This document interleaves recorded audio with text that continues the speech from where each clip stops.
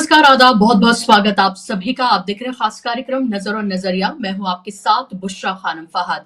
आखिर वही हुआ जिसका डर था। लगातार ट्रंप धमकी पर धमकी दे रहे थे। तमाम कोशिशें करने वाले नरेंद्र मोदी, यानी कि एक तरह से अपने आप को इनवाइट, उन्होंने सेल्फ इनवाइट किया। विदेश मंत्री को वहां पर भेजा, फिर पीयूष गोयल को भी भेजा, खुद वहां पर गए, लेकिन ये तमाम चीजें नाकामयाब ही साबित हुई। पहले धमकी दी गई और किस तरह से एक तरह से भारत को बेइज्जत करने का काम किया ट्रंप ने, और कहा कि जितना टैरिफ इंडिया लगाता है हम भी उतना ही टैरिफ लगाएंगे, यानी कि रेसिप्रोकल टैरिफ की बात उन्होंने कही। और अब बाकायदा तौर पर अमेरिकी संसद को पहली बार, जब वो दूसरी बार प्रेसिडेंट बने हैं, उससे पहली बार जब उन्होंने खिताब किया तो उन्होंने एक बार नहीं दो बार भारत का नाम लिया और कहा कि 100% यानी कि 100% टैरिफ वो भारत पर लगाएंगे। और उन्होंने एक बार नहीं, इस बात को 2 बार दोहराया। उन्होंने कहा कि जितना टैरिफ भारत हम पर लगाता है हम भी उतना टैरिफ भारत पर लगाने जा रहे हैं। और इसकी बाकायदा तौर पर न सिर्फ उन्होंने घोषणा की बल्कि तारीख तक तय कर दी और ये बता दिया कि 2 अप्रैल से ये लागू होने जा रहा है। सिर्फ इस डर से कि अमेरिका टैरिफ लगा सकता है भारत पर, आप ये देखिए कि शेयर बाजार में हाहाकार मच गया था, जिसको ब्लड बाथ कहा गया था, जिसमें अब तक 1 लाख करोड़ रुपए निवेशकों के स्वाहा हो चुके हैं।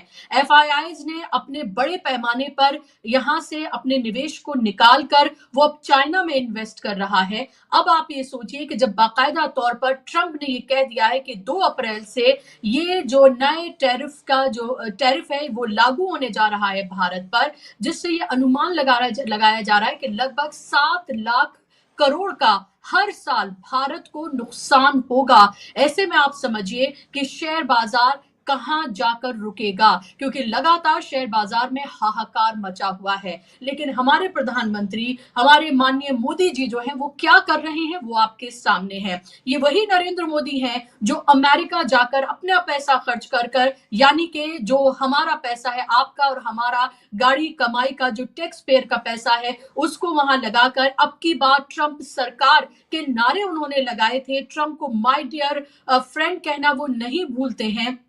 वो देखिए कि माय डियर फ्रेंड उनके साथ क्या क्या करते हुए नजर आ रहे हैं। चाहे अप्रवासी भारतीयों को बेइज्जत करके जिस तरह से भेजा गया, या फिर जब नरेंद्र मोदी वहां उनके साथ साझा प्रेस कॉन्फ्रेंस में मौजूद थे, ब्रिक्स से लेकर तमाम चीजों को लेकर उन्होंने किस तरह से आंखें दिखाई भारत को, और तभी ये कहा था कि हम रेसिप्रोकल टैरिफ लगाएंगे, और अब बाकायदा तौर पर उसका ऐलान कर दिया गया है। हमारे नरेंद्र मोदी जी क्या कर रहे हैं? वो जंगलों की सैर कर रहे हैं, वो सफारी कर रहे हैं, वो शेर के बच्चों को दूध पिला रहे हैं, वो शीशे के इधर जो शेर हैं उनके इधर बैठकर, यानी कि शीशे के उस तरफ बैठकर वो फोटोशूट करा रहे हैं। अलग अलग तरह से हर एंगल से कैमरा लगा हुआ है और वो सैर सपाटे मस्ती करते हुए नजर आ रहे हैं। जंगल में मस्ती कर रहे हैं, कभी वंतारा जा रहे हैं तो कभी गिर के जंगलों में जा रहे हैं। एक जंगल में जाकर उन्हें लगा कि सैर सपाटा अभी पूरी तरीके से हुआ नहीं है ढंग से, तो फिर वो अंबानी, मुकेश अंबानी के बेटे के ने जो पूरा उनका प्रोजेक्ट है वंतारा, वहां पर वो पहुंचे और वहां पर हर एंगल से उनका शूट किया गया। बाकायदा तौर पर एक इवेंट जो है नरेंद्र मोदी के लिए रखा गया। 7 घंटे से ज्यादा का वक्त उन्होंने वहां पर गुजारा। और दूसरी तरफ आप देखिए कि भारत की अर्थव्यवस्था किस तरह से चरमराई हुई है, किस तरह से ट्रंप लगातार आंखें दिखाते हुए नजर आ रहे हैं। और अब बाकायदा तौर पर उन्होंने तारीख भी दे दी है कि 2 अप्रैल से ये टैरिफ लागू होगा। कुछ आंकड़े हैं जो मैं आपके सामने रखना चाहती हूं। भारत पर अब तक हम देखें कि कर्ज जो है वो जून 2024 तक 1,76,000 करोड़ का था, जो मार्च 31 तक जो अनुमान लगाया जा रहा है वो 181 लाख करोड़ रुपए हो जाएगा। जो इस 176 लाख करोड़ था जून 2024 तक, वो मार्च 31 तक 181 लाख करोड़ रुपए हो जाएगा। अब आप ये सोचिए कि देश की अर्थव्यवस्था किस तरफ जा रही है, जहां महंगाई लगातार बढ़ रही है, जहां एमएसएमई सेक्टर जो है पूरी तरीके से चरमराया हुआ है, जहां छोटे व्यापारी जो है उनकी कमर पूरी तरीके से तोड़ दी गई है। हालत ये है कि 100 करोड़ के करीब लोग ऐसे हैं, देशवासी हैं, जो बचत नहीं कर पा रहे हैं, जो रोजमर्रा की चीजें भी खरीदना जिनके लिए नामुमकिन साबित हो रहा है। ऐसे में देश का प्रधानमंत्री, जो कि लगभग 11 साल से प्रधानमंत्री है, वो क्या करते हुए नजर आ रहा है, वो आप तस्वीरें फिलहाल अपनी स्क्रीन पर देख रहे हैं। और पूरा का पूरा मीडिया, जो आईटी सेल है, बीजेपी के तमाम मंत्री संतरी, सब नरेंद्र मोदी को शेर बताने में लगे हुए हैं कि देखिए, एक शेर ये है, दूसरा राजनीतिक शेर है, एक शेर दूसरे शेर को आंख दिखा रहा है, देखिए शेर का कलेजा, देखिए शेर का ये सब, शेर शेर शेर की बात जो है वो की जा रही है। सिर्फ इसी पर ही वो खुश हुए चले आ रहे हैं कि भक्त के, उनके प्रिय प्रधानमंत्री जो है उन्हें कैमरा चलाना आता है, देखिए कैसे सफारी कर रहे हैं, वो शेरों के फोटो जो है वो खींच रहे हैं। जहां बात उनको शेयर बाजार की करनी चाहिए थी, वहां देखिए वो किस तरह से सफारी में बैठकर शेर के फोटो खींचते हुए उसका मजा और मौज मस्ती करते हुए नजर आ रहा है। अब इसको लेकर विपक्ष जो है वो लगातार हमलावर है। आपको ये पता ही है कि इसको लेकर शेयर बाजार और भारत की अर्थव्यवस्था को लेकर राहुल गांधी लगातार सचेत करते रहे हैं। बाकायदा तौर पर एक उनका इंटरव्यू है जिसमें उन्होंने इन तमाम चीजों को बहुत तफसील से बताया है। लेकिन जाहिर सी बात है कि भारतीय जनता पार्टी तो उनकी किसी बात को ऐसे दिखाएगी कि वो सीरियसली नहीं लेती, लेकिन उनको ही पता है कि राहुल गांधी जो कह रहे हैं वो सच बोल रहे हैं। मैं आपको सुनवाना चाहूंगी एक छोटी सी बाइट है सुप्रिया शिरित की, सबको लेकर उन्होंने क्या कुछ कहा है, सुनिए, फिर मैं अपने मेहमानों के पास जाऊंगी। मुझे नहीं पता मोदी जी को क्या हो गया है, मुझे ये भी नहीं पता वो किसकी सलाह ले रहे हैं, उनको कौन सलाह दे रहा है, मुझे ये भी नहीं पता कि कहीं वो तंत्र मंत्र के चक्कर में तो नहीं पड़ गए। लेकिन ऐसे समय में जब देश के करोड़ों लोगों का पैसा स्टॉक मार्केट में स्वाहा हो रहा है, ऐसे समय में जब मणिपुर में 2 साल से हालात आपकी नाकामियों के चलते बद से बदतर हो गए और आप वहां नहीं गए, ऐसे समय में जब अमेरिका आपके लोगों को हाथों में हथकड़ियां और पैर में बेड़ियां डाल के खदेड़ रहा है, ऐसे समय में जब अमेरिका आपके मुंह पर आपकी बेइज्जती करके आपको रेसिप्रोकल टैरिफ लगाने के लिए धमका रहा है, ऐसे समय में जब इस देश के 100 करोड़ लोगों के पास इतना पैसा नहीं है कि वो अपनी जरूरत की चीजें खरीद सके, ऐसे समय में जब मैन्युफैक्चरिंग का जो बब्बर शेर था वो दहाड़ने मिमिया रहा है, नरेंद्र मोदी जी जंगल सफारी कर रहे हैं और उसके बाद अंबानी जी के जू में जाकर शीशे के, मोटे मोटे शीशे के इस पार से शेर को दुलारने पुचकारने का वीडियो बना रहे हैं। ये कोई मौज मस्ती सैर सपाटा का वक्त है, या ऐसे समय में सब कुछ छोड़ के अर्थव्यवस्था को कैसे फिक्स किया जाए, युवाओं के भविष्य को कैसे सुरक्षित किया जाए, उस पर काम होना चाहिए। क्या यह वक्त नहीं है कि मोदी सरकार बैठकर नीति निर्माण करे कि कैसे एफआईआई को रोका जाए? वो धड़ाधड़ बेचकर भारत से जा रहे हैं। और बकलोल भक्तों का तो क्या ही कहना है, वो इसी में निहाल है कि पप्पा को कैमरा चलाना आता है, वो इसी में खुश है कि मोटे मोटे शीशों के इस तरफ से ही सही मोदी जी शेर को पुचकार रहे हैं। मतलब क्या कहा जाए इन लोगों को? जो भी है, हमारी तरफ देसी भाषा में इसको थेथरई कहते हैं, लेकिन जब देश का प्रधानमंत्री करे तो उसको निर्लज्जता भी कहा जाता है। तो निर्लजता और थेथई बता रही है कांग्रेस, जिस तरह से नरेंद्र मोदी आंख मूंद कर बैठे हुए हैं और सब कुछ जानते हुए भी अनजान बनने का जो एक नाटक है, और उसमें जिस तरह से हर जरूरी बात पर वो खामोश रहते हैं और हर गैर जरूरी बात पर वो मन की बात और तमाम तरह की बातें करते हुए वो नजर आते हैं। अगर ये टैरिफ लगता है और अब इसमें अगर की कोई गुंजाइश ही नहीं रह गई है, 2 अप्रैल की तारीख दे दी है, तो $7 अरब का हर साल नुकसान भारत को होगा। ये साफ तौर पर जो एक्सपर्ट हैं वो बताते हुए नजर आ रहे हैं। आज इसी पर चर्चा करेंगे, इसी पर बात करेंगे। 2 खास मेहमान मेरे साथ जुड़ गए हैं, स्क्रीन पर आप मेहमानों को ले आइए। 3 खास मेहमान मेरे साथ जुड़ गए हैं। मेरे साथ डॉक्टर सुनीलम जी हैं, पॉलिटिकल एनालिस्ट हैं और किसान नेता हैं, जाना माना चेहरा है। डॉक्टर सुनीलम जी, बहुत स्वागत आपका कार्यक्रम में। मेरे साथ गिरीश जोशी जी जुड़ गए हैं, जो कि फॉरेन एक्सपर्ट हैं और इकोनॉमी में उनकी बहुत अच्छी पकड़ है, इन तमाम मामलों को बहुत अच्छे से वो जानते हैं और सीनियर जर्नलिस्ट हैं। गिरीश जी, आपका भी बहुत स्वागत कार्यक्रम में। और मेरे साथ सीनियर जर्नलिस्ट, जाना माना चेहरा विवेक देशपांडे जी भी जुड़ गए हैं। विवेक जी, बहुत स्वागत आपका भी कार्यक्रम में। शुरुआत गिरीश जी मैं आपसे करना चाहूंगी, ये टैरिफ लगेगा, जिसकी तारीख अब उन्होंने बता दी है 2 अप्रैल को। अनुमानित है कि $7 अरब का हर साल भारत को नुकसान होगा। जिस शेयर बाजार में 1 लाख करोड़ रुपए का अब तक नुकसान हो गया है, जहां महंगाई से लोग पूरी तरीके से परेशान हैं, वहां आप ये देखिए क्या कुछ होता हुआ नजर आ रहा है। अब ऐसे में भारत की अर्थव्यवस्था को आप कहाँ जाता देख रहे हैं? क्या ये विदेश नीति का पूरी तरीके से फेल्योर है नरेंद्र मोदी की? उसरा जी, ये जो मेक इंडिया ग्रेट वाला जो सिस्टम जो चलाया था इन्होंने, जो अभी अमेरिका में मागा इसने चलाया है, वो आपका टोटल फेलियर। आपको इंडिया से सबक सीख लेना था। आपने अपने पड़ोसियों से पूरे रिलेशन खराब कर लिए। आपको ये लगा कि हम भी ट्रंप की तरह हम इतने बड़े सुपर पावर हैं कि जैसे हम किसी को धमकाएंगे तो वो इधर अपने घुटनों के बल आके माफी मांगेगा, हम जो करेंगे। आपको श्रीलंका ने साथ दिया नहीं, ताइवान, कंबोडिया, सबने अपनी अपनी इकोनॉमी आपसे ज्यादा स्ट्रांग कर ली। श्रीलंका ने आपको हकाल के बाहर कर दिया। पाकिस्तान आपसे कभी वैसे भी नहीं बन पाया। अब आपने किससे रिलेशन रखे? आपके हाथ में नेपाल था, भूटान था, उसको भी आपने जाने दिया। तो आप ये समझ लीजिए कि अभी आप करना क्या चाहते हो। अभी जो आप गए हो, आपने जीरो ड्यूटी स्क्रैप पे कर दी है। इसका मतलब एक तो आपने अमेरिका को खुश कर दिया, क्योंकि सबसे बड़ा स्क्रैप दुनिया भर में फेंकने वाला अमेरिका है। आपने बोल दिया मेरे यहाँ आने दो, मैं यहाँ पे ये भंगारवाड़ा बना दूंगा देश को, आप भेज दो। आपने टेस्ला पे डर के मारे आपने उसको 75 में से आपने उसको 15% पे ला दिया है। टेस्ला गाड़ियां खरीदने वाले हिंदुस्तान में कितने हैं? लेकिन ये जो खेल कर रहे हैं ना, ये खेल आपकी भविष्य में कोई भी इंडस्ट्री फॉरेन की आपके पास आके इन्वेस्टमेंट नहीं करेगी। टेस्ला को मैदान साफ करके देने के लिए इतने सालों से 6.5% ऑटोमोबाइल में जो अपनी ग्रिप रखते थे, किया और फॉक्सवैगन, उनको आपने 2012-14 का पुराना केस निकाल के 2800 करोड़ की नोटिस पकड़वा दी। अब वो लड़ेंगे या तो छोड़ के चले जाएंगे। इसका मतलब है कि आप क्या करना चाहते हो, आपके पास कोई प्लानिंग है नहीं। इसका एक ही रीजन है कि मोदी जी का जो पूरा पोर्टफोलियो देखिए कि उन्होंने कभी पब्लिक में जाके हाथ जोड़ के वोट मांग के वो जीत कर नहीं आए। He is a parachute candidate. यहां से सीएम बन गए तो उनको ऐसे ही लगा कि हम लोग तो बिल्कुल नॉर्थ कोरिया में है, हमारे पास सत्ता आ जाने के बाद हम जो चाहते हैं वही पूरा तंत्र करेगा, और दिस वाज हिज बिहेवियर। अब यहाँ पे वो सक्सेस होने की वजह से, लेकिन गुजरात की पॉलिटिकल सिचुएशन अलग थी, यहाँ पे मेंटालिटी अलग थी, वो आपने जाके पूरे इंडिया में अप्लाई कर दिया है। लेकिन अब धीरे धीरे समझ में आ रहा है। तो आपने अभी टैरिफ का जो गेम किया, इसमें सबसे ज्यादा हमारा प्रोटेक्टेड था वो एफएमसीजी सेक्टर था। अभी आपके अमेरिकन बिस्किट्स भी आएंगे, आपके अमेरिकन दूध भी आएगा, आपको अमेरिकन चॉकलेट्स भी आएंगी। ज्यादा टैरिफ होने से थोड़ा बहुत स्मगल होके आता था, वो छोटा सा मार्केट होता था 0.1% का।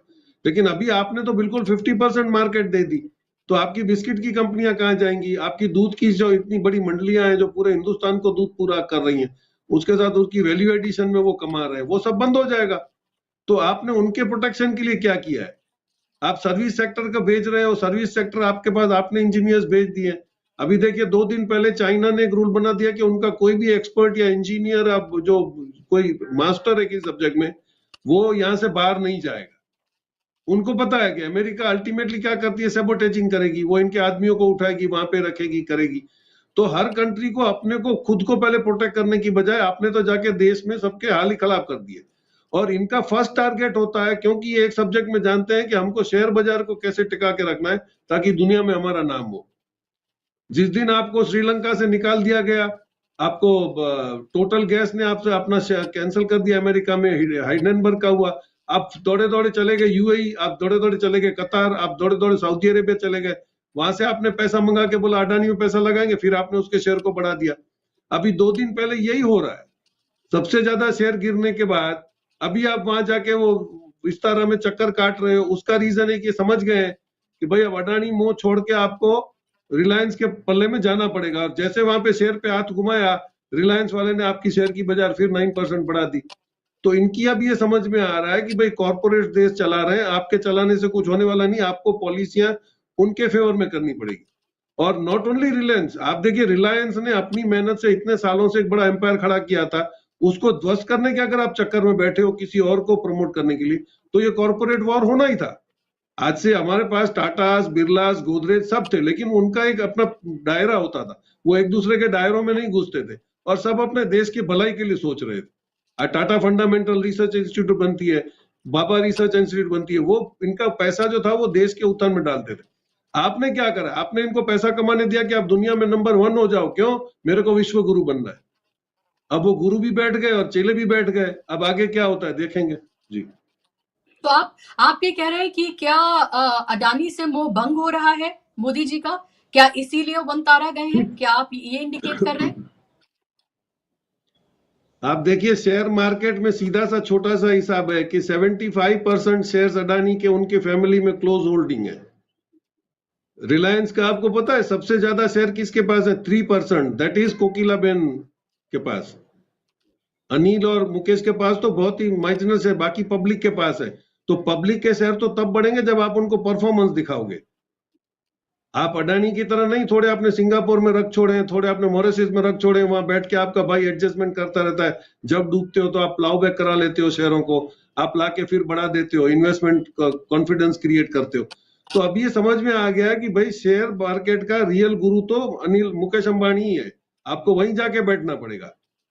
तो उनको किसी ज्योतिष ने बोल दिया अगर शेयरों के बाहर रह के हाथ फिराओ तो शायद शेयर बढ़ जाएगा, तो वो गए शेयरों पे हाथ फिराने, तो चले गए शेयर के पास।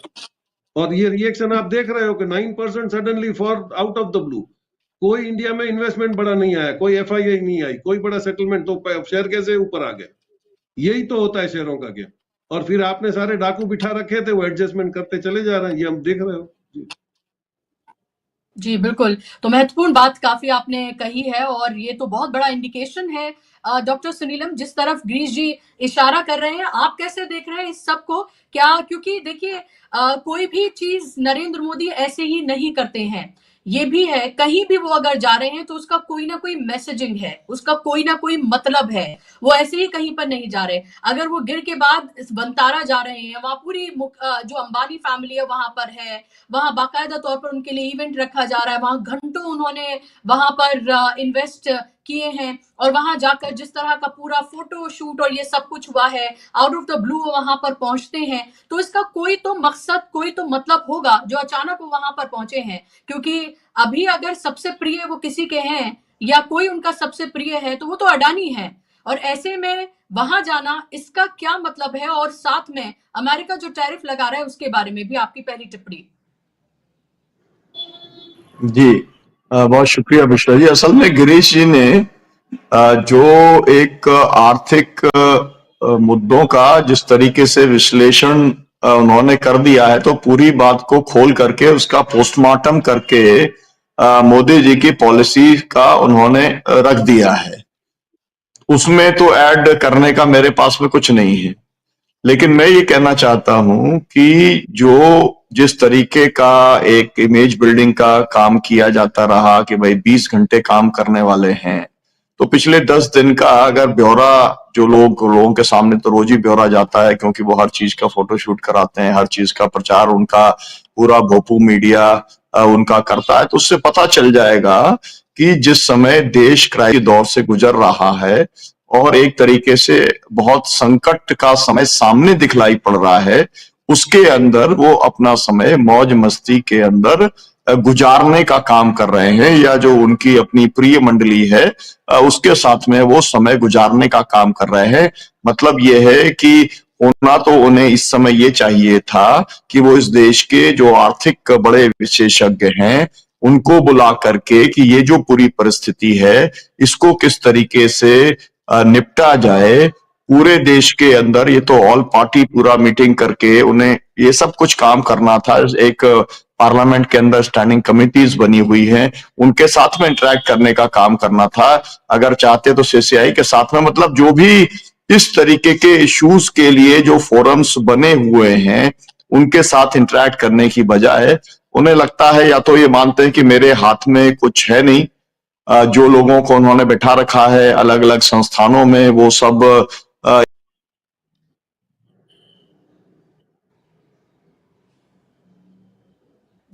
से लेकर के अलग अलग जगहों पर वो है, वो लोग अपना काम करते चले जाएंगे। लेकिन मेरा कहना यह है कि जो आप देखिए, जो ट्रंप ने पहली बार जो कांग्रेस को संबोधित करके जो सब बातें उन्होंने कही हैं, तो एक तरीके से वो पूरी की पूरी वर्ल्ड इकोनॉमी के ऊपर ही बड़ा भारी इम्पैक्ट डालने वाली हैं।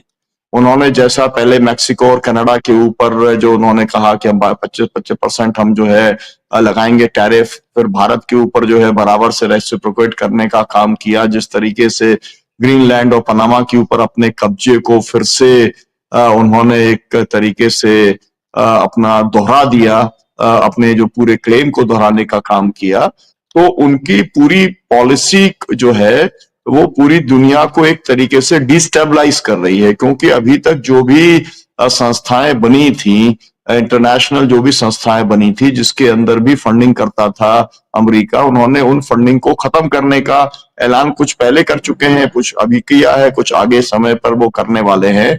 मतलब ये है कि जो मल्टीनेशनल इंस्टीट्यूशंस जो पूरा बनी थी, कि जो कहा जा रहा था कि ग्लोबल विलेज है, जो कहा जा रहा था कि ग्लोबलाइजेशन, लिबरलाइजेशन और प्राइवेटाइजेशन वो ऑन द टॉप है, तो उस पूरे के पूरी थीसिस को और या ये कहा जाए कि वो जो एक क्राइसिस के अंदर तब्दील हो गया था, जिस दिशा के अंदर एलपीजी जा रहा था, उससे अब वो एक नई दिशा की ओर बढ़ना चाहते हैं। और उसी के अंदर उन्होंने जिस तरीके से जेलेंस्की को थ्रेटन करने का काम किया, बेइज्जत करने का काम किया, और फिर अब जिस तरीके का जेलेंस्की का बयान आ गया है, एक तरीके से उन्होंने खेद प्रकट ही कर दिया है और उन्होंने अपनी हामी भर दी है कि वो जो है रूस के साथ में अगर कोई समझौता होता है तो होगा क्या कि जो मिनरल्स की बंटरबांट हो जाएगी, अमेरिका कुछ हिस्सा ले लेगा मिनरल्स का और रूस जो है उसका कुछ हिस्सा ले लेगा, और इन्हें पपेट एक तरीके से अपना हेड ऑफ द स्टेट बना करके रखने का काम यूक्रेन के अंदर किया जाएगा। और सीधे सीधे अब जो एक ट्रेड वॉर है, वो ट्रेड वॉर ये सीधा सीधा इन्होंने यूरोप के साथ भी शुरू कर दिया है। मुझे नहीं मालूम है ये कहने का मतलब कि जो भी आयातित सामान है वो गंदा है, घृणित है, ये अपने आप में एक स्टेटमेंट ये बताता है कि ना तो उनको इन मामलों की समझ है, ना ही उन्हें अपनी जबान के ऊपर कंट्रोल है। क्योंकि पूरी दुनिया के अंदर जो है वो इस समय जो है सब आयातित मटेरियल सब जगह पर आ रहा है, सब जगह पर दुनिया में एक दूसरी जगह से जा रहा है, और आप अगर उसको गंदा घृणित बताने का काम करेंगे और ये कहेंगे कि उसकी कुछ जांच पड़ताल नहीं होती है, तो आपने असल में अभी तक जो अमेरिका के रूल्स एंड रेगुलेशंस थे जो कि बहुत टफ माने जाते थे, विशेष तौर पे खाद्यान्न के क्षेत्र में जो माने जाते थे, आपने ये भी कह दिया है ना कि ये सब पूरा का पूरा बेकार था और इसलिए हम इसके ऊपर पूरी तरीके से रोक लगाने का काम करेंगे। मुझे लगता है कि इसकी बड़ा भारी इसका रिएक्शन होने वाला है और इससे अमेरिका के अंदर जो है आम आदमी, गरीब आदमी इससे बहुत ज्यादा सफर करने वाला है। वो जिन लोगों को खुश कर रहे हैं, वो जिन लोगों को एक क्या कहा जाए कि गोल्डन अमेरिका दिखाने का काम कर रहे हैं, जिनके लिए वो कह रहे हैं कि पूरी दुनिया के अंदर अगर प्रदूषण हो जाएगा, दुनिया के अंदर तबाही हो जाएगी, फिर भी जो है अंटार्कटिका तो बचेगा, फिर भी ग्रीनलैंड तो बचेगा, या फिर वो दूसरे ग्रहों के ऊपर लोगों को बसाने की बात कर रहे हैं। तो जो एक बहुत ही समृद्ध तबका है अमेरिका का, उसको तो वो खुश करने का काम इन सब बातों से कर सकते हैं, लेकिन वहां का जिसे कहा जाए जो आम जन है, जो आम अमेरिकी है या जो गरीब अमेरिकी है, जिसकी संख्या बहुत बड़ी है, वो और भी ज्यादा पॉपुलाइजेशन की स्थिति के अंदर जाएगा, और भी ज्यादा डिप्राइवेशन की स्थिति के अंदर वो जाने वाला है। इन जो पॉलिसीज हैं इसके बारे में उन्होंने खुद भी कह दिया है कि तुरंत इसका हो सकता है हमको पिंच जो है वो झेलना पड़ जाए। तो पूरी की पूरी जो स्थिति बनी है, मुझे लगता है कि एक एकदम लोग तो कह ही रहे हैं, लोग इस बात को मान ही रहे हैं कि एक पागल किस्म का एक व्यक्ति है, जो विम्सिकल है, जो अपने हिसाब से पूरी दुनिया को चलाना चाहता है, लेकिन वो दुनिया के अंदर चाहे वो हिटलर हो, चाहे वो मुसोलिनी हो, उसके इतिहास से वो कुछ सबक सीखने को तैयार नहीं है। लेकिन इन सब पूरी बातों के अंदर हमारा ये बात साबित हो गई है कि हमारा जो 56 इंच के सीने वाला है, ये दुनिया के अंदर बहुत ही कमजोर प्रधानमंत्री के तौर पर साबित हुआ है, जो अपने राष्ट्रीय हितों को बचाने में पूरी तरीके से अक्षम है, और कॉरपोरेट इंटरेस्ट जो है वो नेशनल इंटरेस्ट के ऊपर पूरे तरीके से इनके चलते हावी हो गए हैं। और उसी दिशा के अंदर ये हो गए हैं। जो एक कहावत कही जाती थी कि रोम जल रहा था, नीरो बांसुरी बजा रहा था, वही स्थिति मोदी जी ने आज कर दी है और ये बात पूरा जी देश देख रहा है। मुझे लगता है कि अमेरिका के अंदर, पूरी दुनिया के अंदर देखा जा रहा है और लोग शांत रहने वाले नहीं हैं। ये इन्होंने जिस तरीके से ब्रिक्स को खत्म करने की बात कही, या जो कोई नई करेंसी आएगी उसको हम पूरे तरीके से ध्वस्त करने की बात करेंगे, तो आप ब्रिक्स को लगातार हर एक फैसला जो करा जा रहा है अमेरिका के द्वारा, उससे लगातार ब्रिक्स मजबूत होगा, क्योंकि उसकी जरूरत उतनी ज्यादा बढ़ती चली जाएगी कि मजबूर होंगे, चाहे अमेरिका हो, चाहे चाइना हो, चाहे रशिया हो, चाहे ब्राजील, सब लोग मजबूर होंगे कि वो ब्रिक्स को और ज्यादा मजबूत बनाने का काम करें। और डी डॉलराइजेशन वाला जो प्रक्रिया है, जिससे सबसे ज्यादा डरे हुए हैं ट्रंप, मुझे लगता है कि वो भी काफी तेजी से आगे बढ़ेगा। तो एक न्यू वर्ल्ड ऑर्डर जो है वो उस दिशा में हम लोग बढ़ रहे हैं, जो कि एक तरीके से मतलब ट्रम्पेनियन पॉलिटिक्स इकोनॉमिक्स कहा जाए या जो भी उसका नाम दिया जाए, उसका एक नया प्रयोग पूरी दुनिया के अंदर होगा, जिससे सबसे ज्यादा परेशानी उन लोगों को होगी। हम अपने देश में जब 100 करोड़ लोगों की बात करते हैं, तो पूरी दुनिया के अंदर भी जो है 7.5 अरब की आबादी में से 3-4 अरब लोग ऐसे हैं जो हैंड टू माउथ हैं। उनकी हालत और भी ज्यादा खराब होगी, क्योंकि आपने देखा जो पूरा भाषण कांग्रेस के अंदर रहा, उसके अंदर 9 मिनट से ज्यादा उन्होंने भाषण जो दिया इमिग्रेंट्स के ऊपर दिया। तो वो सबसे जो गहरा असर है उन लोगों के ऊपर है। और इमिग्रेंट्स कौन है? जो अपने देश के अंदर सम्मान का जीवन नहीं जी पा रहे थे, रोजगार नहीं पा रहे थे, तो एक उम्मीद के साथ में वो वहां पर गए थे, और ये लैंड ऑफ अपॉर्चुनिटीज अमेरिका को कहा जाता था, और उसको भी पूरी तरीके से अब ध्वस्त करने का काम अमेरिका ने, ट्रंप ने किया है। जी बिल्कुल, ज़ाहिर सी बात है और ये तमाम चीज़ें बेहद गंभीर हैं और या कहाँ जाता हुआ ये कहाँ जाती हुई पूरी दुनिया नज़र आ रही है, ये एक बड़ा सवाल है। लेकिन विवेक जी, चाहे हम ज़ेलेंस्की की बात करें या फिर कनाडा की बात करें, कनाडा क्योंकि सिर्फ भारत के लिए नहीं कहा गया है, ये कहा गया है जो तमाम देश हैं जो जो हमारे ऊपर जितना ट्रैफिक टैरिफ लगाता है, हम रेसिप्रोकल टैरिफ जो है लगाएंगे। लेकिन हर देश की तरफ से हम ये देख रहे हैं कि किसी ना किसी तरीके से इसका जवाब दिया जा रहा है। कनाडा कह रहा है कि हम आपके जो कई कई राज्य जो हमारी सीमा से लगे हुए, जहां हम लाइट सप्लाई करते हैं, वहां हम अंधेरा कर देंगे। ज़ेलेंस्की को हमने देखा, हालांकि बाद में उन्होंने खेद जताया हो कि किस तरह से वहां पर वो थे। चाहे हम इमैनुअल मैक्रों की बात करें या दूसरे छोटे छोटे देशों की भी बात करें, वो अपने तरीके से अपना एक प्रतिरोध जो है वो दर्ज करा रहे हैं। लेकिन भारत एक ऐसा देश है, 140 करोड़ से ज्यादा का देश, कि वहां के प्रधानमंत्री जो हैं वो सिर्फ सुनकर आ जाते हैं और किसी तरह का कोई रिएक्शन हमें देखने के लिए नहीं मिल रहा है। चाहे टैरिफ की बात हो, चाहे ब्रिक्स की बात करें, चाहे अप्रवासी भारतीयों की बात करें, या किसी भी तरह की बेइज्जती जो ट्रंप ने की है। वो 56 इंच वाले नरेंद्र मोदी जो शेरों के बच्चों को दूध पिला रहे हैं, वो आप देखिए कि सब कुछ बिल्कुल सुनकर आ जाते हैं और किसी तरह का कोई रिएक्शन नहीं है, कोई बात नहीं है, किसी तरह का कोई ये भी नहीं है कि ऐसा किया गया है तो हमारी तरफ से अब ये कदम उठाए जाएंगे। जी बुशरा जी, ये विषय इतना कॉम्प्लिकेटेड है। जो अंतर्राष्ट्रीय राजनीति आज जिस मोड़ पर ट्रंप जैसे लोगों ने लाकर रख दी है, वो इतना कॉम्प्लिकेटेड हो गया है मामला कि आगे क्या होगा ये कहना बहुत मुश्किल है। क्योंकि अगर किसी मैंने इससे पहले भी ये कहा है कि किसी कोई पागल है और उसके पागलपन में कोई अगर कोई मेथड है, तो हम उसको निगोशिएट भी कर सकते हैं कि हमको पता चले कि भाई ये आदमी क्या क्या कर सकता है। इस तरह से उसका बिहेवियर हो तो हम उसको निगोशिएट भी कर ले, उसको हम टैकल भी कर ले। लेकिन जिसके बैडनेस में कोई मेथड ही नहीं है, उसको आप कैसे टैकल करेंगे? इसलिए मैं हमेशा कहता हूँ, ये जो एनालिस्ट लोग कहते हैं कि हमको ट्रंप के बैडनेस के मेथड को समझकर उसमें से हमारे जो कुछ भी इंटरेस्ट है उसको हमको प्रोटेक्ट करना होगा। हमको बहुत चालाकी से, बहुत आइडिया के साथ ट्रंप के साथ डील करना होगा। मुझे बहुत हंसी आती है क्योंकि इस आदमी के साथ डील करने की कोई कोई एक सिस्टम नहीं है। आप आज एक तरह से डील करेंगे, कल उस डील को फिर पूरी तरह से वो पलटा देगा, क्योंकि वो एक सरफिरा इंसान है जो जिसकी कोई खुद की एक समझ नहीं है इकोनॉमी की। हालांकि वो कहता ये है, उसका एक तो वीडियो जारी जो हुआ है, जो सोशल मीडिया पे बहुत कॉमन है, हर चीज में उसका एक सेंटेंस होता है कि मैं इस चीज के बारे में जो समझता हूं वो शायद दूसरा कोई नहीं समझता। ऐसे कई चीजों के बारे में ट्रंप ने कहा है कि मुझे इस चीज की जो समझ है मुझसे ज्यादा इसकी समझ किसी और को नहीं है।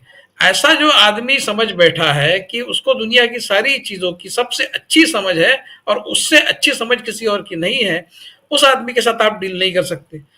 आपने इस उम्मीद के साथ वहां पर जो वहां अमेरिका गए थे मोदी जी, वहां जिस तरह से गर्दन नीचे झुकाकर ये सारे डील साइन कर कर आए, जो भी उन्होंने वहां पर जो भी अंडरस्टैंडिंग यूएस के साथ में हमारा हुआ, जो भी जिस तरह के भी हमने गिव एंड टेक किया, उसमें एक्चुअली मतलब उन्होंने गिव ही किया है, मतलब टेक कुछ भी नहीं है, उधर से आया कुछ भी नहीं है। हमारे जो इमिग्रेंट्स हैं उनको जिस तरह से जो माइग्रेंट वहां पर गए थे, जिनको वहां से हाथ पैर बेड़िया डालकर भेजा गया, वो भी हमने नहीं किया कि भाई आप उनको सम्मान पूर्वक तरीके से भेजिए या फिर हम ले जाते।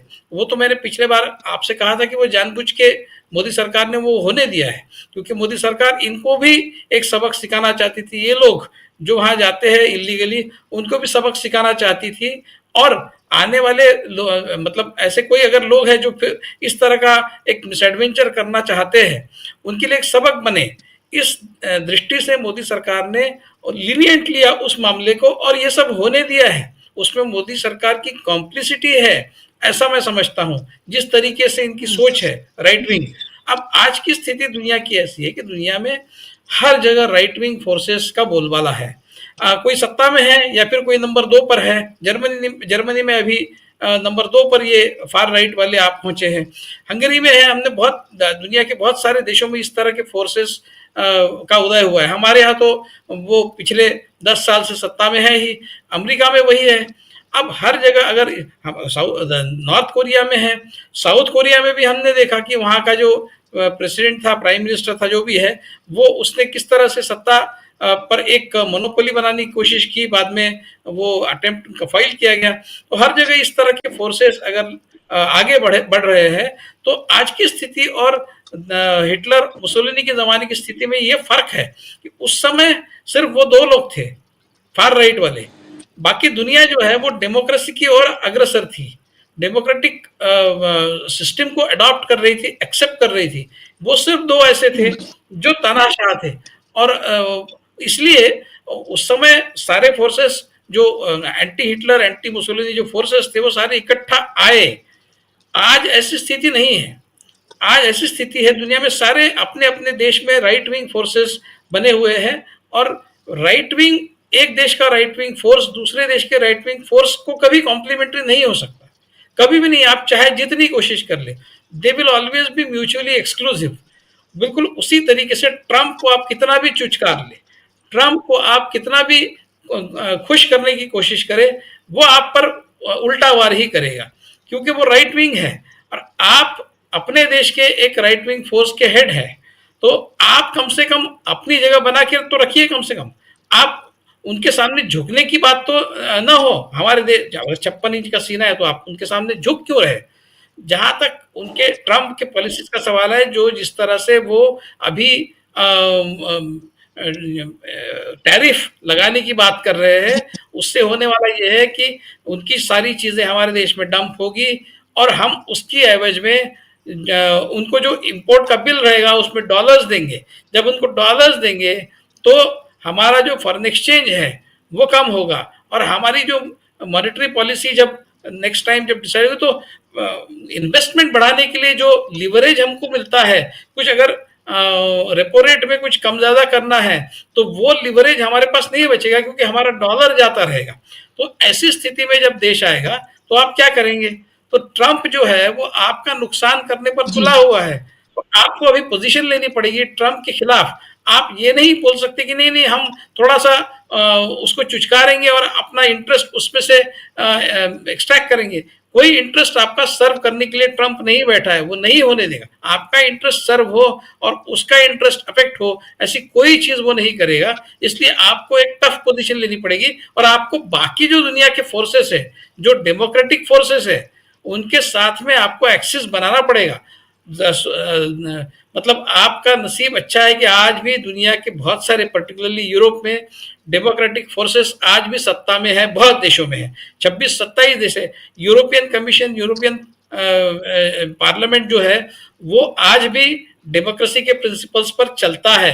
तो उनके साथ में एक एक्सेस बना के आप यूएस के खिलाफ, इन पॉलिसीज के खिलाफ आपको खड़ा रहना जरूरी है।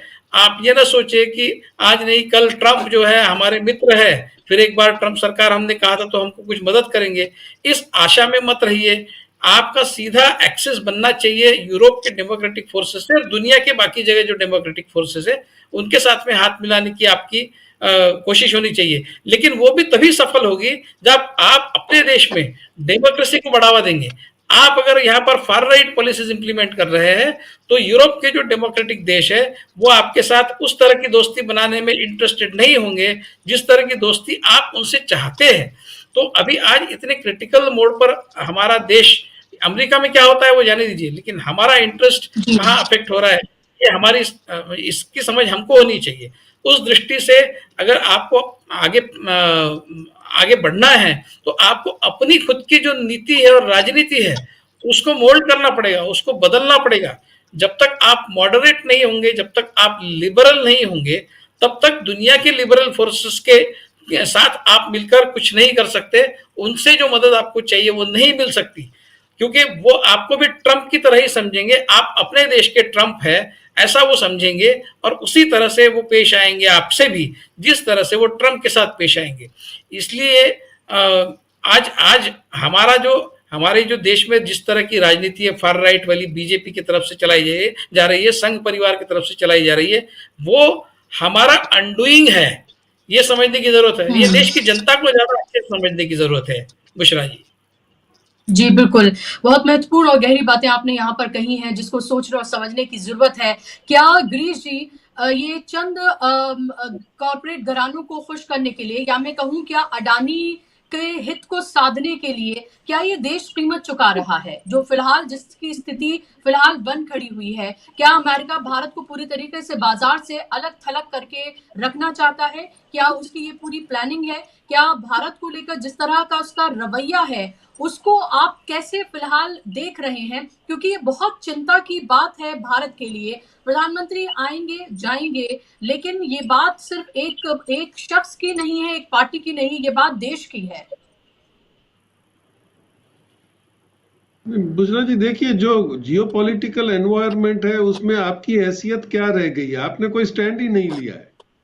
आप ब्रिक्स बनाते हो, फिर ब्रिक्स के साथ रहना नहीं चाहते हो, तो ना भी आप ब्रिक्स आपको सपोर्ट कर रहा है, ना आपको अमेरिका सपोर्ट करेगा। और अमेरिका सपोर्ट करेगा तो आपका क्या हो सकता है? आज देखिए ताइवान ने भी अपना स्टैंड बदल लिया है कि कल अगर युद्ध हो जाता है तो क्या चाइना के सामने ताइवान के लिए अमेरिका आके हेल्प कर पाएगा? वो उसकी पोजीशन नहीं रही है। तो हर एक देश को अपना अपना फायदा देखना पड़ेगा। आपको ये पता ही नहीं है, आपने ब्रिक्स में जमा कर दिया, बैंक्स आपने बनवा दी आपके ब्रिक्स की, और वहां पे कॉमन करेंसी की बात है ही नहीं। आपने तो वैसे भी ईरान से सैंक्शन लगने के बाद ईरान से आपने तेल लिया है, धंधा किया है बार्टर में, आपने उसको अनाज दिया है, तो आपकी पॉलिसियां दोगली नहीं हो सकती हैं। अभी वो विवेक जी ने बोला, उसमें एक मैं आपको इंसिडेंट बता दूं, बड़ा इंटरेस्टिंग है कि जो इन्होंने बोला कि वो जो इलीगली गए उनको सबक सिखाने के लिए मोदी जी ने उस पर ऑब्जेक्शन नहीं लिया। तो 2013 में जब ये गुजरात के चीफ मिनिस्टर थे, सूरत के 21 स्मगलर पकड़े गए थे हांगकांग से चाइना डायमंड लेते जाते हुए, और वो 2 साल से जेल में थे। तो उनको छुड़वाने के लिए मोदी जी चाइना गए थे, और ये जयशंकर तभी वहां पे एम्बेसी में थे, उसका इनाम अभी उनको मिल रहा है। तो दोगली नीति नहीं होती है। तो आपके गुजरात के जो गए थे वो कौन सा वहां पे वो ऑस्कर लेने गए थे, वो भी तो स्मगलर थे। तो ये तो बेचारे मजबूरी में गए थे क्योंकि हिंदुस्तान में उनके पास कुछ भविष्य नहीं दिख रहा था। तो इनका तो बिल्कुल, इसीलिए बोलता हूँ, ये अभी जरूरत पड़ेगी तो जो एल.के. आडवाणी और मुरली मनोहर जोशी के नहीं हुए, वो अडानी को भी डंप कर देंगे, देखेंगे कि भाई अब तो ये ज्यादा पावरफुल हो गया है। और एक बात आपको बिल्कुल समझनी पड़ेगी बिटवीन द लाइंस, अगर कोई सलाह दे रहा है मोदी जी को पता नहीं है, क्योंकि ट्रंप ने पूरा अपना रवैया ही बदल दिया है। वो पेरिस क्लाइमेट एग्रीमेंट से निकल चुका है, अभी उसको एनवायरमेंट की नहीं पड़ी है। आप कुछ भी करिए, क्योंकि उसको अपनी रिफाइनरियां खड़ी करनी है। अब वो कार्बन क्रेडिट की बात भी नहीं करेगा, तो वो सब भूल जा रहा है। तो ये समझ लो कि आपके सोलार की बाजार वो धीरे धीरे बंद हो जाएगी। वो सोलार पे कोई प्रेशर नहीं करेगा, उसकी दोहरी नीति है। वो सोलार पे जैसे प्रेशर नहीं करेगा तो ईवी व्हीकल पे भी प्रेशर नहीं आएगा।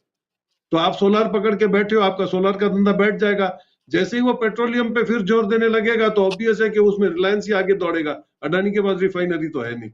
तो ये भी अपना बैलेंस करने की इनको जरूरत है, लेकिन ब्रिक्स में जाओगे या नहीं जाओगे वो आपको स्टैंड क्लियर करना पड़ेगा। और अमेरिका के साथ जाओगे तो अमेरिका ने आपकी क्या हालत कर दी है वो आपको समझ के आपको खुद को डिसीजन लेना पड़ेगा। ऐसा नहीं होगा कि आप अपने दोस्तों के चक्कर में पूरे देश को ही बलिदान कर दो। जी जी, बहुत महत्वपूर्ण बात कही है और सबसे इंटरेस्टिंग जो है कि वो बैलेंस करने की जो वो कोशिश है, वो साफ तौर पर नज़र आ रही है और ऐसे ही नहीं नरेंद्र मोदी वनतारा गए हैं। ये साफ तौर पर एक उनको बैलेंस करने की कोशिश है बिटवीन अडानी एंड अंबानी, क्योंकि आपको लगातार पता है कि किस तरह से अडानी के हित साधने के लिए अलग-अलग तरह से जो नरेंद्र मोदी अलग-अलग देशों में जाते हैं, विपक्ष लगातार ये इल्ज़ाम लगाता रहा है कि दरअसल वो हर जगह से जब लौट कर आते हैं तो कोई ना कोई डील अडानी की उस देश से हो रही होती है और यही इल्जाम लगातार विपक्ष जो है वो लगाता रहा है और राहुल गांधी ये बात लगातार कहते रहे। खासतौर पर वो अडानी का नाम लेते हैं, अंबानी अडानी कहना वो नहीं भूलते हैं और अडानी का वो नाम लेते हैं। क्या उन सब का हित को साधने के लिए ये सब कुछ किया जा रहा है और आज देश इस मुहाने पर आकर खड़ा हो गया है? क्या ऐसे में एक छोटा सा सवाल और गिरीश जी आपसे, फिर सुनीलम जी आपके पास आ रही हूँ, क्या भारत इस स्थिति में है कि कनाडा की जब मैं बात कर रही हूँ या दूसरे देशों की बात कर रही हूँ अपने अपने तरीके से अपना प्रतिरोध जता रही है टैरिफ लगाने पर, लेकिन भारत की तरफ से अभी कोई ऑफिशियल स्टेटमेंट इसको लेकर नहीं आया है? क्या इतना मजबूर है भारत कि वो आपको F-35 कबाड़ दें, आप उसको ले लें, आप ब्रिक्स को लेकर धमकी दें, वो सुनकर आ जाएं, वो जो कहें आप वहां से सुनकर आ जाएं और चुपचाप आप अपने 56 इंच का डंका बजाएं और अपने अपने आप को विश्व गुरु होने का डंका बजाएं और दूसरे देश कम से कम अपना प्रतिरोध तो जता रहे हैं। भारत से तो किसी तरह का कोई रिएक्शन ही नहीं मिल रहा है, ऐसा क्यों देख रहे हैं आप?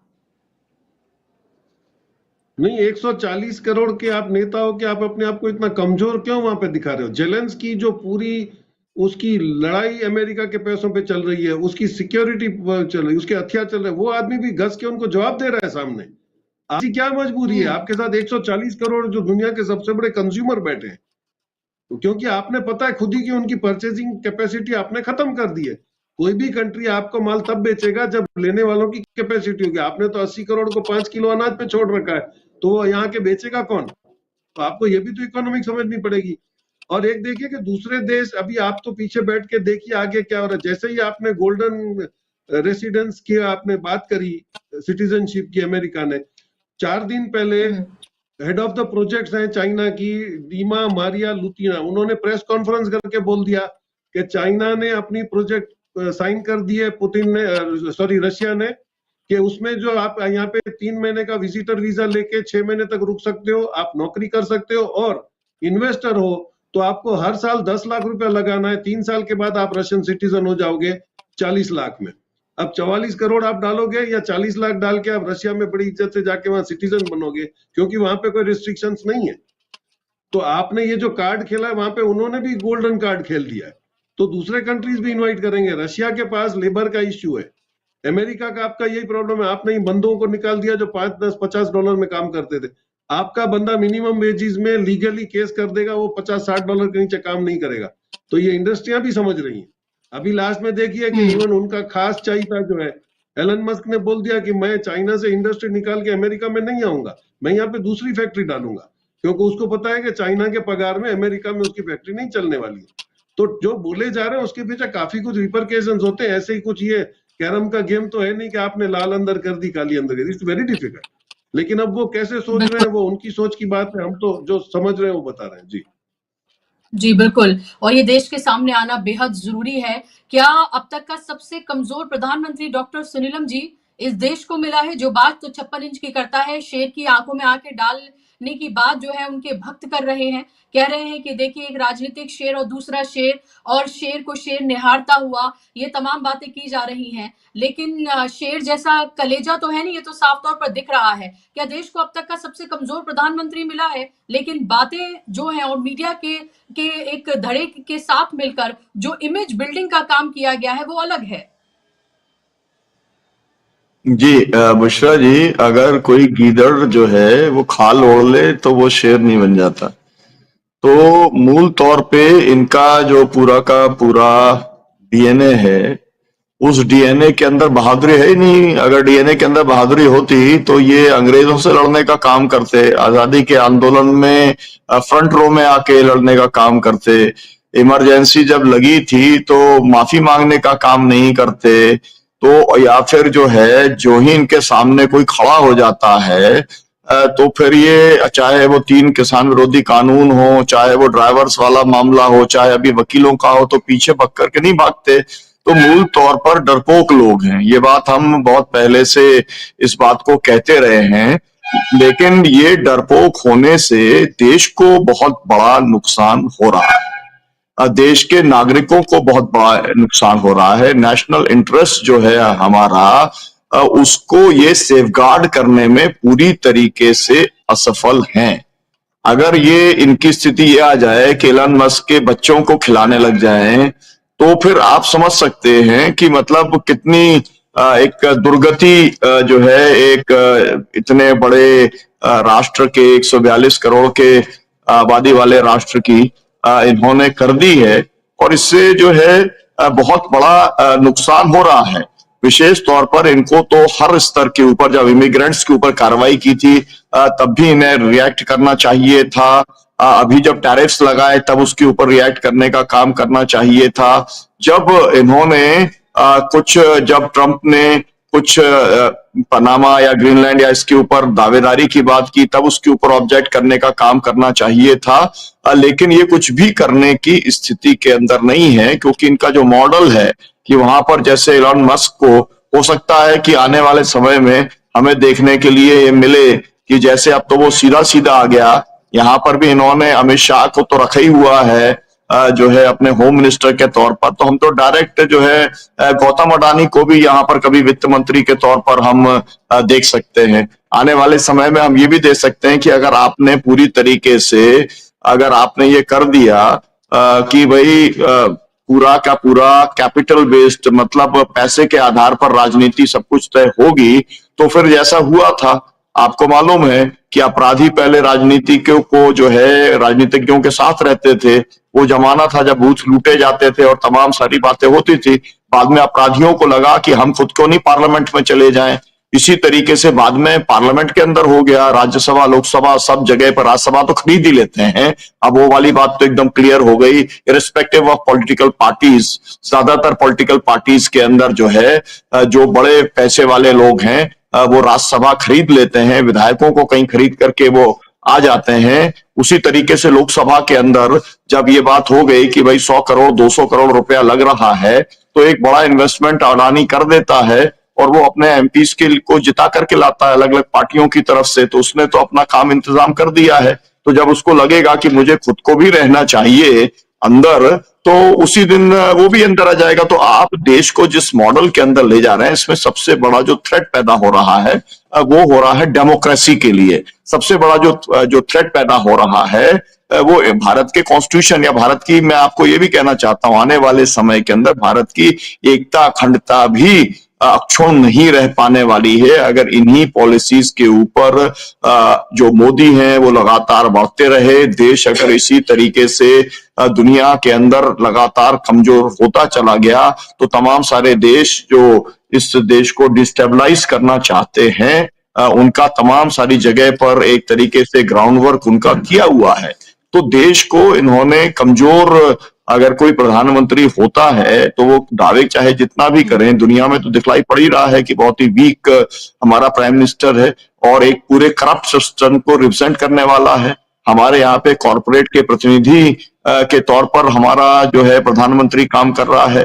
तो एक तरीके से दोनों के बीच में सिमिली तो है, लेकिन जो है ट्रंप हर मौके पर जो है बेइज्जत कर रहे हैं मोदी को, चाहे वो मतलब अमेरिका बुला करके करें या वो यूएस एड वाला कोई कह करके करे कि भाई मदद लेने का काम किया या मदद देने का काम किया, क्या किसी भी तरीके से जो है वो बार बार इनको बेइज्जत किया जा रहा है।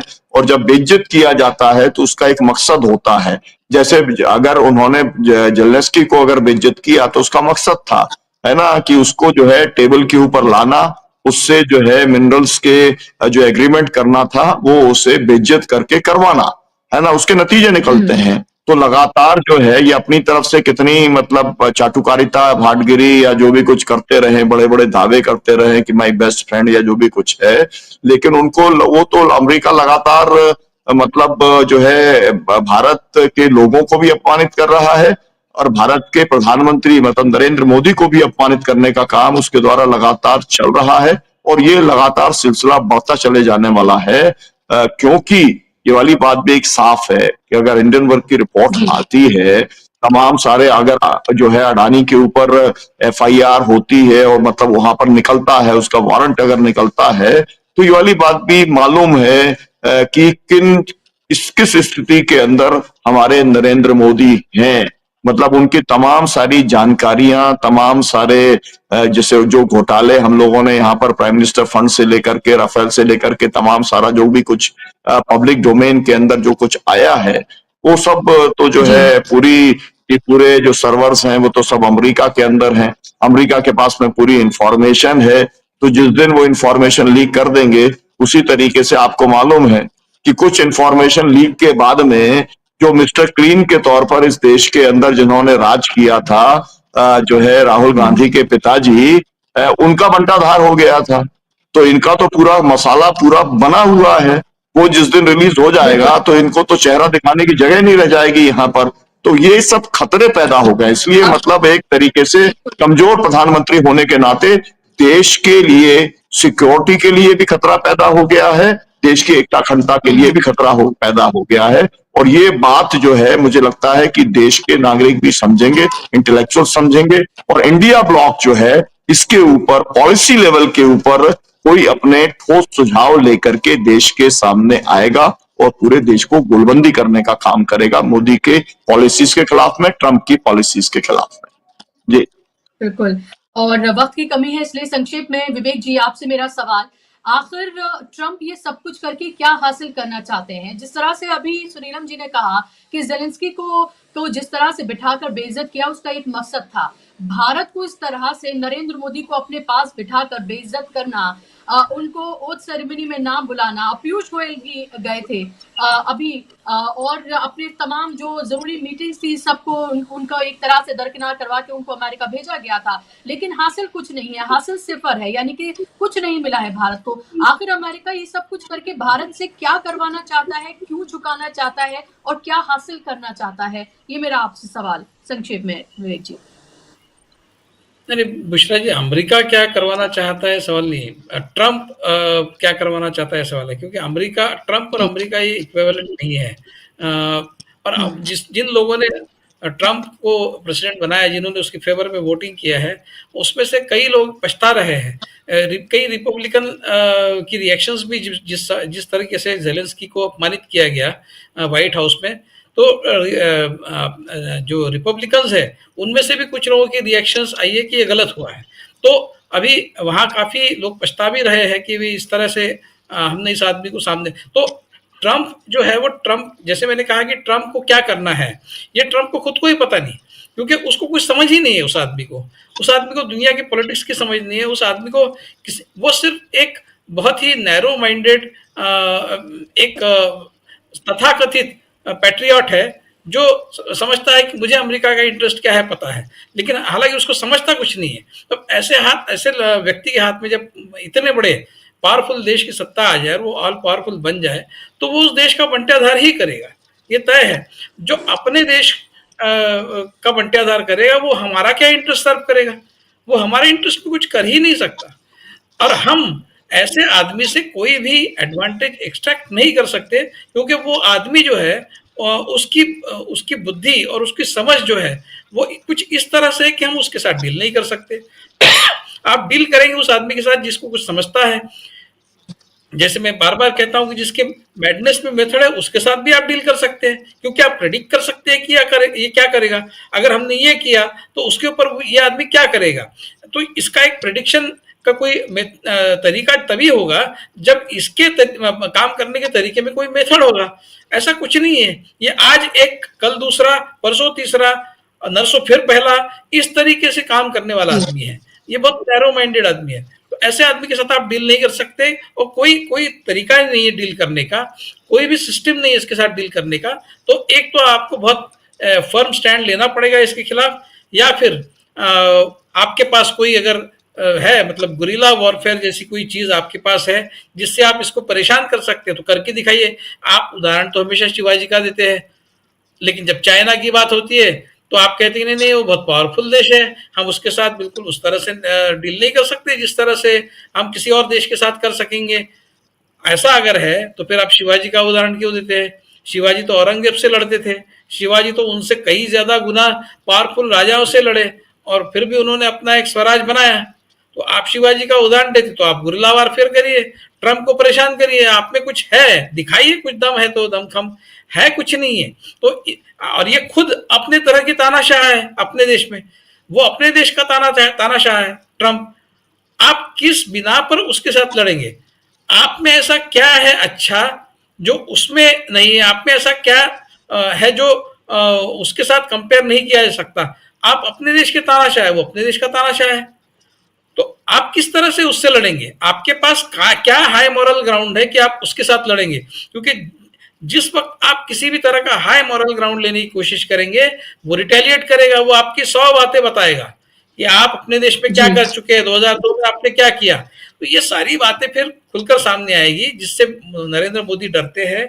इसलिए वो वहां शेर देखने जो चले गए और फटीक वटीक पहन के जो स्टाइल में वो अपने आप को अभी, तो वो ये सारे जो फेल्यूअर्स है उससे अपने उनका जो इलेक्टोरेट है उसका ध्यान हटाने के लिए, और वो तो पागल ही है, हमको पता है, जो सारे जो भक्तगण हैं वो वाह वाह क्या मोदी जी दिख रहे हैं, क्या हैंडसम लग रहे हैं वगैरह, इस तरह की बातें करते हैं।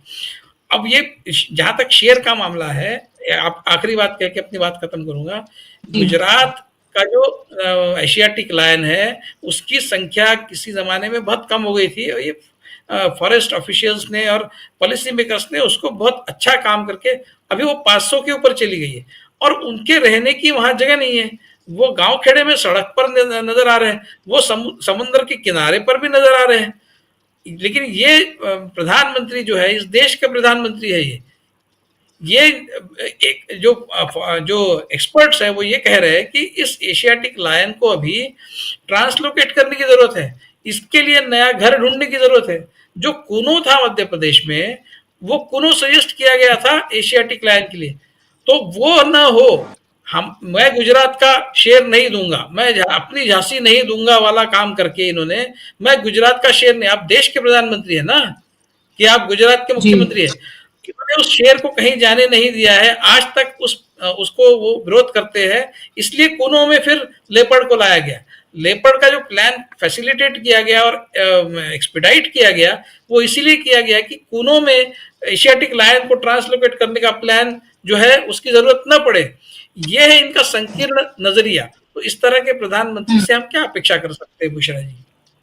जी बिल्कुल, क्या अपेक्षा कर सकते हैं। और ये दरअसल ये जंग कह लें या जो कुछ किसको कहा जाए, ये एक तरह से एक तानाशाह दूसरे तानाशाह के बीच में है, जिस तरह से अभी विवेक जी ने कहा। और किस मुंह से आप आवाज उठाएंगे जब आपके देश में जो कुछ हो रहा है, जो कुछ घटित हुआ है और जो कुछ आपने किया है, तो आप क्या किस तरह के सवाल उठा सकते हैं। और यही वजह है कि अपनी जबान खोलते हुए नरेंद्र मोदी नहीं नजर आ रहे हैं। लेकिन जबान तो उन्हें खोलनी होगी, आखिर कब तक इन मामलों को शेर दिखाकर और ये सब कुछ कर डाइवर्ट करते रहेंगे। बहुत बहुत शुक्रिया आप दोनों मेहमानों का कार्यक्रम का हिस्सा बनने के लिए, डॉक्टर शीला मांका, विवेक जी आपका, और शुक्रिया आप तमाम दर्शकों का भी कार्यक्रम का हिस्सा बनने के लिए। नमस्कार।